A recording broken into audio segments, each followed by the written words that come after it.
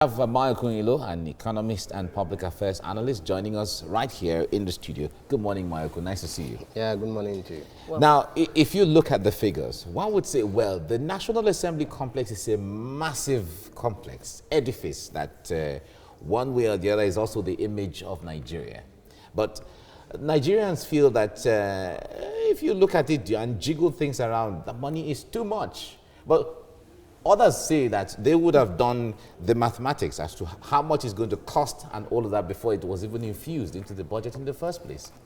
Well, I would say they didn't do the mathematics enough, because I listened to the Senate president when he was defending what they did.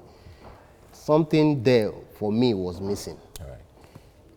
What he said was when they came in, besides the fact that he's been here for maybe about 20 years in the National Assembly himself, he said when they came in, himself and the speaker, they noticed, that was the word he used, they noticed that some of the infrastructure was decaying. Then there was no substantive minister, meaning it was after June 11th when he became the Senate president and the other one became the speaker. He said there was no substantive minister, that they met with the PAMSEC that was holding forth at the Ministry of the FCDA, because they have claimed that it's the FCDA that is doing this, the Federal Capital Development Authority. Then they went to the president. Then the president promised them that he would do it. Normally, the fact that you are a legislator doesn't mean you shunt or you bypass the legislative process. If there is a need, it should emanate from those who are directly in touch with it. Why is the FCDA not talking about it? Who defended the budget? The budget, Nothing of the sort. So it's more like they use their power to bamboozle the president into doing their bidding, maybe in exchange for whatever it is. In America, that's the kind of thing you call quid pro quo. Yeah, exactly. You rub my back, I rub your back. But at the end of the day, Nigerians are worse off for it. It is insensitive, it is immoral, it shows that there is a disdain for the wishes of Nigerians.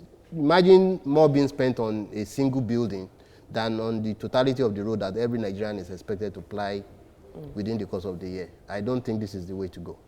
They should think twice. All right. Well, we have some House of Representatives members who are opposing this, and Nigerians have come out to wonder why didn't they, say their minds on the floor of the House when this was brought up or talked about? Because the process was rushed. I wouldn't blame them. Politically, it might be expedient for them to say that. But at the end of the day, at what instance was this talked about? Nobody mentioned it during the sittings. We didn't even know until we found out that the president had signed it. It was when people were looking at the figures that they saw it. What are the line items? The building is standing, for crying out loud. 20 years, are you saying that there was no maintenance of any sort? Even the person opposing said, okay, maybe the sound system is bad, maybe the footing system is dilapidated or whatever, and needs to be changed. How much, for crying out loud, do we need for such things? That you need a whooping 37 billion for a building that is there, that is in use, that people are, it's not like abandoned building. So I don't think this is the right way to go. All right. On the other hand, let's look at it from the president's perspective.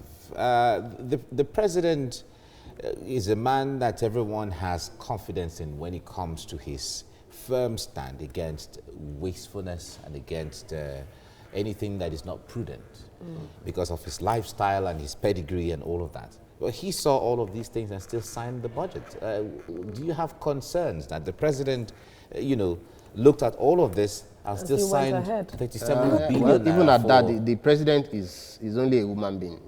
It is the people around him that should tell him, Oga, this is not consistent with the message you preached to Nigerians when you were coming in.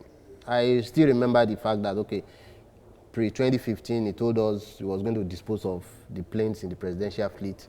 Among other things, he would like to fly with Nigerians. All those ones have been put in the back burner now. Nobody is talking about them. But there are some things, if you are asking people to pay more, you are looking for more tax, more revenues.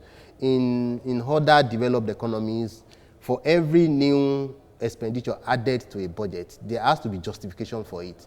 This money that we are using for National Assembly, where is it coming from? How will I feel if you are increasing VAT, and you say, okay, the money from VAT, 37 billion out of the 100 billion that we are expecting from it, by the way, is going into the National Assembly for their renovation. Are they feeling the fact that more and more people are going deeper into poverty despite the best intentions of the government? If we are going to do that at all, this is not the time. This is the same National Assembly that came in barely 2 months later. All they were talking about was 5 billion naira for purchase of vehicles for their members. Are those their priorities? Fine, their kids are not in the kind of schools our own kids go to. Most of their kids don't even live in Nigeria. But it's, if they don't even believe in God, at least they should believe that for humanity's sake, there are some things that should be done and there are some things that should not be done. All right. All right. Mayorkun Ilo, thank you so much for your insight into this right now. You're welcome. Thank you. Well, joining us now is an economist and public affairs analyst, Mayorkun Ilo. Good morning. Thank you for joining us on TVC Breakfast. Nice to have you join us. Thank you for having me. You're welcome. Happy New Year in advance. Yeah, exactly. Yeah, counting down to already. it now. All right, heading straight to this issue now. Serap is set to challenge this issue in court. Though it has been passed, it's already been budgeted for. The question has arisen if this is the way to go, if this is the way to tackle this issue with the way Serap is going. Well, as it has been shown severally, the court of public opinion too matters, especially in a democracy like ours. So I wouldn't begrudge Serap for taking that particular route. Let them keep the issue on the front burner. Maybe, peradventure, the powers that be will have a rethink on this particular direction that they want to take our expenditure for the next 1 year. A rethink when it has been budgeted for? It doesn't matter. The money has not been disbursed. You know, there may be need for more scrutiny, which is what I will ask for. Who submitted it? When was it earmarked? When was it talked about? Who bidded for what projects? The only thing we've had is, okay, the seats are not, maybe they are squeaking, you know, the sound system, the microphones, are those the things? How did we arrive at that figure? There wasn't a substantive minister at the time that they told Mr. President about it. Since we had a minister of the FCT, what has been is input. Nothing has been said. None of them has been saying it. National Assembly is claiming that this is not their turf, that it might be for their building, but it's being managed by another agency of the government, the FCDA, as it were. So all those are excuses. But if the heat is sustained, if we keep talking about it and telling them that this is not only insensitive, it is immoral, maybe the presidency will wade in. He has the powers to reverse giving out the money, the funds for that. And he also has the power to maybe call them and say, if I'm going to give you this amount, it has to be justified. Maybe. Do you see that happening? Giving out the money, the funds for that. And he also has the power to maybe call them and say, if I'm going to give you this amount, it has to be justified. Maybe. Do you see that happening? Because the same president actually assented to this. Well, we all make mistakes. Even presidents do, you know. So, because this is not only about the National Assembly. This is about his own legacy, you know. He's built this persona of prudence, integrity over the years. This is running contrary to everything he stood for. His own legacy is on the line. If we stay true to our constitution, in another less than 4 years, he'll be out of there. What will be said about it? Are we going to be saying that Mr. President, he walked the talk, or Mr. President, he made us believe one thing about him, but actually... But wouldn't that be seen as just the ideal? Because the point there is, as much as all that talk is going out there, is very different from what the act is going to be. Now, the issue there is, you talk about the issue of the president.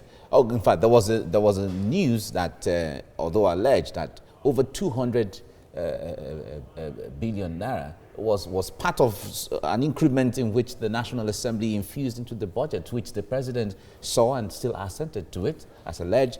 There is still the issue of the president wanting to take a loan of about $30 billion, which he's going to go back to the National Assembly. The president, at the point of signing the budget, said that actually with the adjustment the National Assembly has done, that he's still going to go back to the National Assembly for violence. If you look at all of this, do you see the reality of the president standing up to the National Assembly concerning this amount of money? There's a reason they say power is usually shared among different organs of government, and the worst democracy is usually better than the best military rule. We still have a democracy, and that is why people like us can still voice out. So we keep talking. We don't give up at any time. Okay. You know, papers have come out. You do your part. Papers have come out and, you know, say, okay, the reason the president, you know, allowed this is because he's looking for a loan. The presidency has neither denied nor confirmed it, or maybe they chose to remain silent, you know. We all have our own conjectures and conspiracy theories and thinking along different lines about why they do what they do over time. But ultimately, the Constitution says that the welfare of Nigerians should be the sole purpose of governance. Yeah. If you can't do that, then you have no reason being in governance. There are too many people who think in terms of their own personal interest in going into politics, going into governance. This should not be the case. All right. This country belongs to all of us. If you don't build it, who will do it for us? All right. All right. Very pertinent question, Mayorkun Ilo. Thank you for your time on TVC Breakfast. You're welcome. Thank you. Joining us now is Mayorkun Ilo, an economist and public affairs analyst. It's nice to have you join us right now. Thank Good you morning. very much. There are times we have heard of zero budgeting, where everyone goes back to square one of justifying every single kobo that you're putting as budget. We've not had that for quite some time now, where it seems like it's just a marginal or incremental budget where, you know, figures are just added, you know, here and there before. Do you think that thorough diligence or due diligence is done when it comes to putting our budgets together in the last years? Well, I think the issue we have is not just budgeting, but budgetary control. Okay. We don't look at ways of ensuring that the old budget process and implementation is adhering to some extant laws. You know, the issue of this 37 billion naira, for instance, it took probably 2 months. I didn't hear of bidding. There is Public Procurement Act. That these are things that they're supposed to follow. They are not following it, and at the end of the day, you find out that you mentioned something to the president in July. By October, it has found its way into the budget. Meanwhile, there are schools. You know, people have been coming out comparing the things that this 37 billion can do as against what they want to use it for. If you hear the volume of stuff that could have been achieved with that same amount, you know, 12,000 schools, you know, 10,000 public hospitals, that means every local government, every single local government in Nigeria can have maybe 2 or 3 public health centers. From that amount of money? From that amount of money, you know. And you want to sink it into a particular item of expenditure. In UK, when they want to vote, they go into the lobby. If you are late to a sitting in the UK Parliament, you don't even get to have a seat. That is how their system is. That place has been built for hundreds of years. It's an icon of big importance. Here we tender too much, pander towards convenience for our lawmakers. I look at the sitting arrangement. You see one lawmaker sitting in one chair, the 2, 3 chairs next to him are empty. You know, it gives the feeling of we are not doing anything serious here, because if you want to get serious, you have to be compact. There's so much, you know, separation between those presiding over the affairs and people being talked to. Everybody has to be talking on mic. When you see the president of the US, he sits on the same chair with the other people in his cabinet. They don't have a bogus cabinet. If you want to learn, we learn best practices from other people.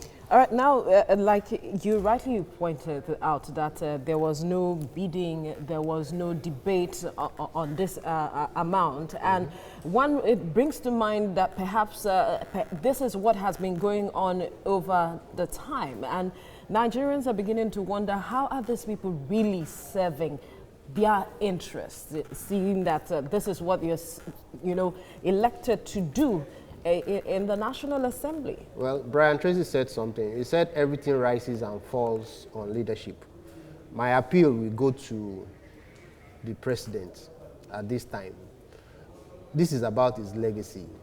We've known him from his military days as a man who is patterned in his lifestyle. he has to bring that to bear on people around him. The cost of governance in Nigeria is about the highest in the whole world. We can't be running a deficit budget and this amount is going into white elephant projects. It's not done. That means the light is not in view. If we want to make a change, it has to start with the kind of leaders we have. They have to put the public interest first. You cannot do things that will benefit you directly at the expense of the majority of the country. The president at a function some days back was charging the academia that they have to think of the future, they have to produce. But somebody was now mentioning that when you allocate 66 million for capital projects in the University of Ibadan, and you are now expecting them to produce graduates that will transform the country, where is the meeting point? Yeah, it has to begin from somewhere. We have to leave you here now for want of time. Thank you very much, Mayorkun Ilo, for coming on the program. Thank you. You're welcome. Thank you.